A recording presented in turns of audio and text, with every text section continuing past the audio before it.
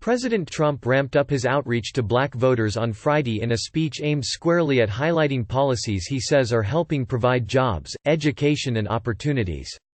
In his first policy speech since his State of the Union address on Tuesday, which also highlighted his outreach to the African American community, Trump traveled to Charlotte, North Carolina, and announced a new addition to his team. Trump said he has tapped Tony Lowden to oversee the government's efforts to assist former prisoners adjusting to life after incarceration. Lowden, who is African American, is the pastor of former President Jimmy Carter's church, Maranatha Baptist Church in Plains, Georgia. Too many of our men and women are ending up in our prisons and coming home with nothing to get back on their feet, Lowden told the crowd at the event. In his State of the Union speech, Trump repeatedly touched on policies directly aimed at appealing to black Americans, including his support for historically black colleges and school vouchers. The Trump campaign has also launched Black Voices for Trump, an initiative to get more votes for Trump from African Americans. The outreach has an uphill battle. Only 8% of African Americans voted for Trump in 2016.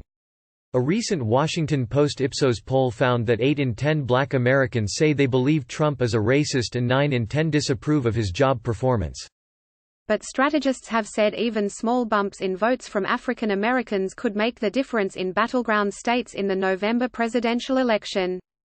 Trump often points to his backing of the First Step Act, a law that reduced sentences for some drug offenses, as one of his signature achievements.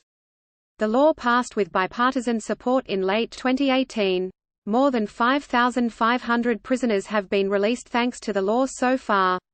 In a television ad that aired during the Super Bowl, his campaign showcased Alice Marie Johnson, a woman whose life sentence was commuted by Trump.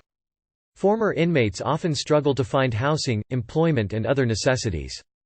The administration has pledged to work to address these challenges. We are going to make sure you come home with your driver's license, your ID and your birth certificate so you can get back on your feet and be reunited with your family. Now is the time, Lowden said. In Charlotte on Friday, Trump also promoted his administration's work on Opportunity Zones, a program that allows investors to lower their tax bill in return for investing in low-income neighborhoods. He invited Tony Rankins, who found a job with a construction company in an Opportunity Zone in Ohio, to the stage. He thanked Trump for his work. Trump also repeated his controversial pitch to African Americans during the 2016 campaign, "What the hell do you have to lose?" Trump said some of his advisers back then cautioned him about using that sort of language. "I said, no, it's true.